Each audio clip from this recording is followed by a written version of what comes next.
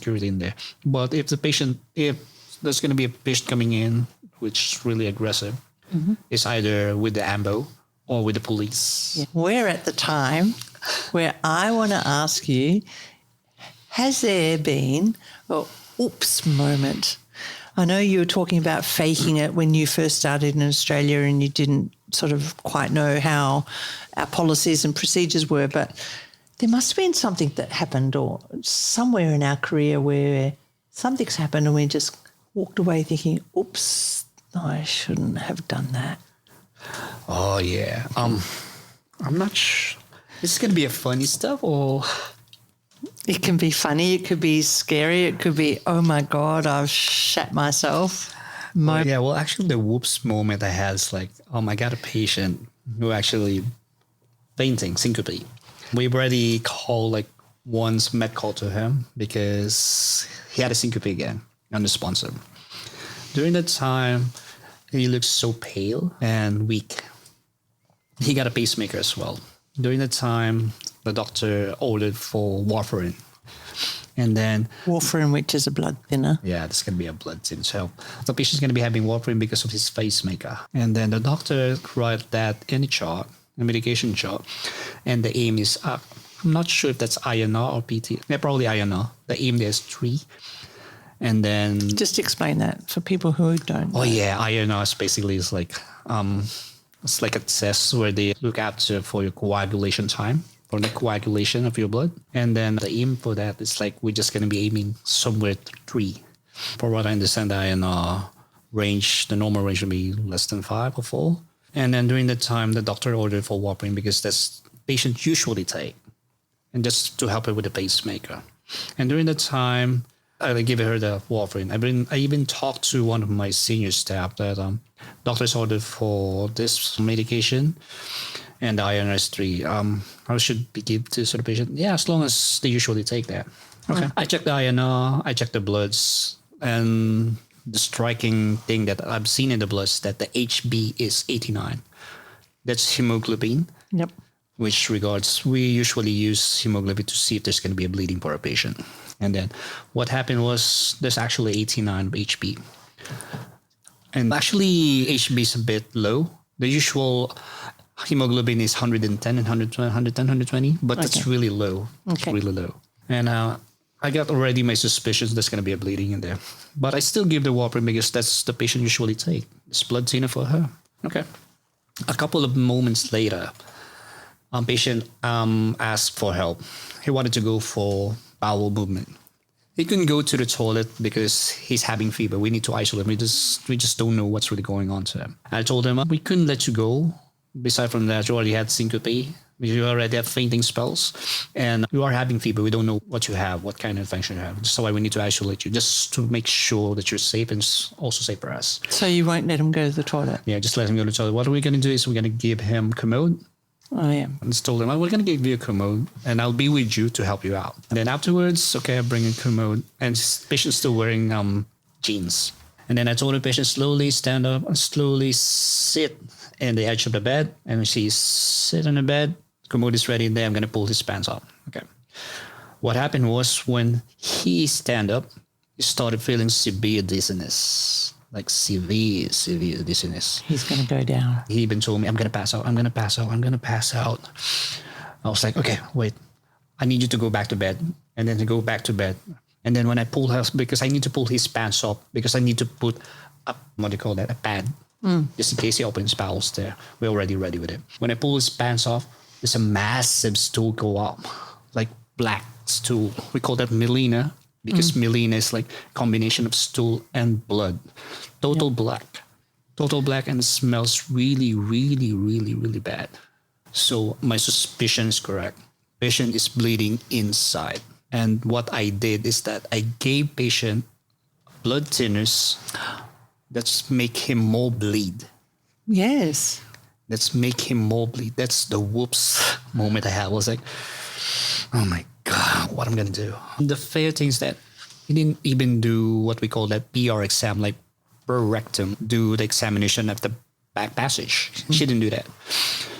And then she's trying to figure out what's really going on to the patient. I was like, blood, the HB is already low. There's going to be a bleeding in there. I mean, the melena is old blood, so it's been bleeding before Yeah, it's been bleeding there for a while. It's like I had to call a med call because I couldn't help the guy. It's really big and started to deteriorate. Like really, really hard. I had to call a med call. Everyone storming to the room, start telling what's going on. Patient started to pass out. They see how then there's a massive melena going on. There's going to be a massive bleeding in there. And then eventually we have to send him to rhesus because it's really critical for him. Yeah. It's really breathing hard. And then his blood pressure started to go down. It was like how from 140, it's like 110 now, started to deteriorate. We are more concerned about it. And I get so, worried about it because I just gave him to bleed more. I was like, oh, what's going on? Everything's right. I was like, everything done in the rhesus. They had to do like blood transfusions, stat fluids, everything stat. And we have to transfer the patient to Charlie's because they're going to be doing like probably endoscopy in there. They're going to do a lot of stuff there. I was like, what I'm going to do. And then eventually I need to go for a break because my mind is completely flat out. I don't know what to do. And then I went back to rhesus. I asked one of my mates, tell them like, what happened to the patient who had a bleed? We have to transfer him quickly to Charlie's because it's really critical for him. I was like, it's actually the problem there. I gave the patient warfarin just to... Yeah, I even asked to one of the attending reg about the bloods. He told me he's happy to do it. I was like, oh yeah, I'm seeing also the file there. It's definitely not your fault, Ron. You have to... We still don't know what's going on. You don't know what's going on. That's why. Well, basically, it's bleeding. We don't know. But still give them. What's something wrong about this is that I didn't know why no one saw that coming. And you know what's the strangest thing happened there? The attending reg who looked after that patient ordered heparin for that patient. And heparin is a blood thinner as well. Yeah, heparin's another blood thinner. Because so he had heparin and warfarin. No, because that time she was so worried about the pacemaker started to act up. But that time that rhesus nurse saw that coming. She told, we're not going to be giving patient heparin when she's already bleeding there. I mean, it doesn't make any sense. You want everything to happen, everything like that. Do you think there were too many consultants making their decisions and weren't talking to each other? I'm really not sure what's going on with that case, though. But look at this. This is something that you've had to deal with and you carry that because you haven't forgotten that, have you? Yeah. It's something that's really impacted in your life. It is. Am I the one who's making everything worse for him? I did what's right. I mean, what they told me. I'm pretty sure they are safe because they've been through them. Yeah. And then right now, that one of the regs looking out and like, asking to give the patient heparin. I couldn't even forget that guy. It's really good. It's just that with regards to the management, I probably missed something. And then that whoops moment that reminds me that any patient came in presenting with this, it's going to be this. That's why, yeah, it's a bit hard, but you have to go through it. So have you got a funny whoops moment? Not a seriously sad... scary one that you're gonna love this. Is there a moment where you... I know this is so heavy, love. I'm so sorry about that. Okay, I'm gonna start. I started you with the heavy stuff. I'm gonna give you a lighter one. Okay, give me a light one. Yeah. Otherwise you're gonna drive me to drink. I was like, oh my God, Ron, why did you give this to me now? I was like, yeah, I got this. I was working with my closest mates in a short stay. Yep. In the short stay department. And then during that time, she called me. She called me and told me like, Ron, look at this file. Okay. Can you tell me what's wrong with it? I was like, yeah, this neurovascular obs. Neurovascular obs is basically what we check for a patient who had a broken limbs. We check for the pulse, sensation, color, and all this stuff. That's for the broken limbs, and that's for something probably with the limbs. Okay. Yeah, neurovascular obs. Yeah, what's wrong with it? You didn't see what's wrong with it? No. I was like, patient came in with a migraine. Why you have to do neurovascular obs to the patient? I was like, for real? And that's true. And migraine is so debilitating. I was like, really? They have to do that? I was like, yeah, I imagine that, Ron. I told them, yeah, they're probably working really hard for that patient. They did also neurovascular obs for the patient with a migraine. They was like, no. And so awful, awful. You feel like your brain has just been splattered across the wall. It's really bad. Okay, so the neurovascular obs. Yeah. And Yeah. you should have known better, right? Yeah. Mm. And then one more whoop stuff in there is that we got a patient who's suicidal. Okay. Drink a couple of medication, wanted to commit suicide. Do you know what type of medication? See, her usual stuff. Something that wouldn't work. Yeah, it wouldn't work. And then what happened was, in short stay, she's already settled, but she's asking for her medication. But we already gave her medication at 8:00. Yep. And then what actually happened is that she asked me, "Can you give me my usual medication?" And he was like, "I already gave you a medication." That it was like, "Yeah, I already had them with the paracetamol and Nurofen." I was like, "Who gave you the paracetamol and Nurofen?" The staff in the afternoon, they gave it to me. Okay, how many? Okay, it's not written up in here how many they gave you. They showed me this whole blister pack and this whole blister pack. I was like, no. So the staff didn't give it to her? No. I was like, are you sure they gave it to you? I was like, yeah, they handed me this one blister pack. Then I was like, what? Really?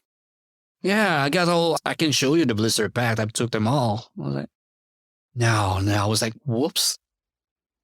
Holy moly. Yeah. That happened like 8:00 in the evening. And we're leaning towards paracetamol overdose now. I was like, we usually have like protocol in there with a patient come in with a suicidal ideation and psychosis. We usually look after this stuff. Anything that may harm them, all the medication, we're going to be taking them all. So they will not do it again. And during that time, I actually forgot to see if they had searched the patient. And I was like, whoops, I forgot to take them. I forgot to check them all. But she got her bag in there, probably got more stuff in there. Then I haven't checked that. I was like, no way. Yeah. Oh, that's... Oops. Patient survived? Yeah. We want Survival. patient survival all the time. Yeah. Saying anything to anybody who's thinking about doing nursing, do you have any regrets? Because you've gone through the ringer. It's really, really worth it. I couldn't ask for more. I was actually, a while ago, I was wanted to become a computer science, computer engineer, whatever about computer, but I don't hesitate. I don't regret what I did now. And I've thanked my mom. I'm always thanking my mom for what she told me. Yeah, you can just recycle your sister's book. Don't mind about the uniform, but you can recycle the books and the stuff. Yeah. And then, who knows? Mum knows. Well, eventually, I ended up working in abroad, but my sister didn't went to abroad. She just stayed in the Philippines to real estate stuff in there. But I'm here.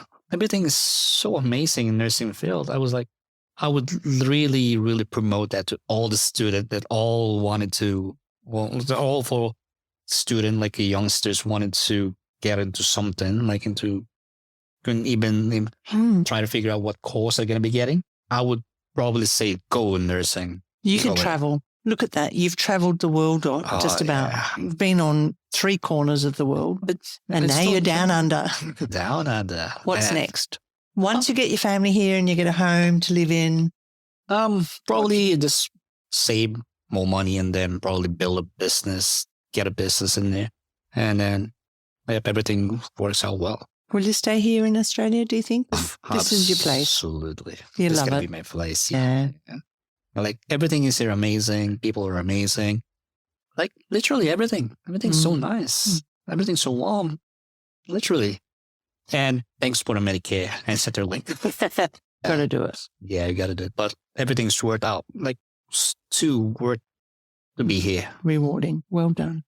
Absolutely. I've really enjoyed talking to you. I'm so glad you came. I was very excited to have you when you came in to have your ANTT assessment done.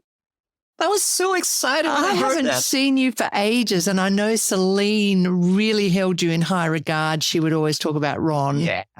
I was like, oh my God, Paula, you're doing podcasts. I'm listening to the podcast. I was so excited. I was like, yeah. Let me join in. I was like, yeah, let me get him involved. But before coming in, I was like,